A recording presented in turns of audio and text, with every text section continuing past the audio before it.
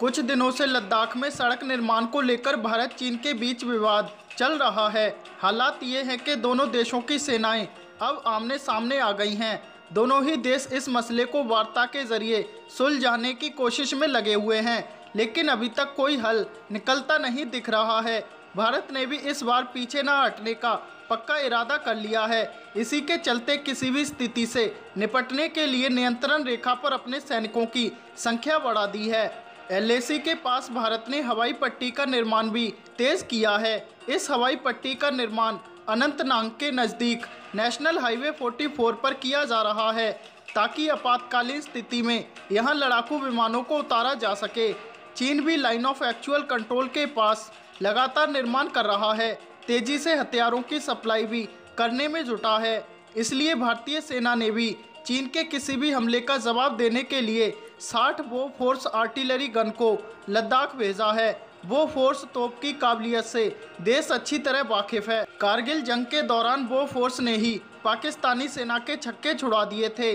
भारतीय सेना की ओर से पहले ही कह दिया गया है कि वह हर मसले का हल बातचीत से निकालने को तैयार है। इसके बावजूद दूसरी ओर से कोई गतिविधि होती है तो वह उससे निपटने के लिए भी पूरी तरह से तैयार है। गलवान घाटी में चीनी सेना 2 किलोमीटर जबकि भारतीय सेना अपनी जगह से 1 किलोमीटर पीछे ज़रूर हटी है, मगर चीनी सैनिक LAC के पास अलग अलग जगहों पर एकत्रित हैं।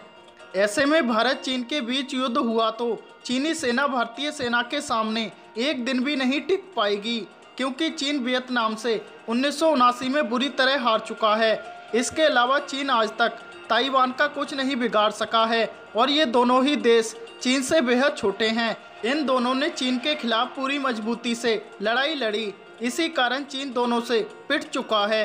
1962 के बाद 1967 में भी चीन भारत युद्ध हुआ था, पर उस समय नेहरू प्रधानमंत्री नहीं था और नतीजा ये था कि चीन के सैकड़ों सैनिकों को जब भारतीय सेना ने मौत के घाट उतार दिया तो चीन ने सफ़ेद झंडा लहरा दिया और हार मानकर चीनी सेना भाग खड़ी हुई। गौरतलब है कि 1967 में भारतीय सेना को पूरी आज़ादी दी गई थी और भारतीय सेना ने चीनी सेना के साथ जो किया उसका नतीजा ये है कि आज तक चीनी सेना ने भारत की तरफ एक भी गोली खुद चलाने की हिम्मत नहीं की।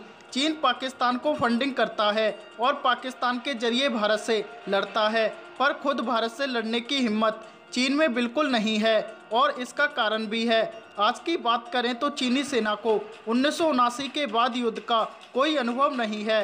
इन 40 सालों में चीनी सेना ने युद्ध के नाम पर किसी पर एक गोली भी नहीं चलाई है। आज की जो चीनी सेना है उसमें 95% सैनिक ऐसे हैं जो अपने माता पिता की इकलौती संतान हैं।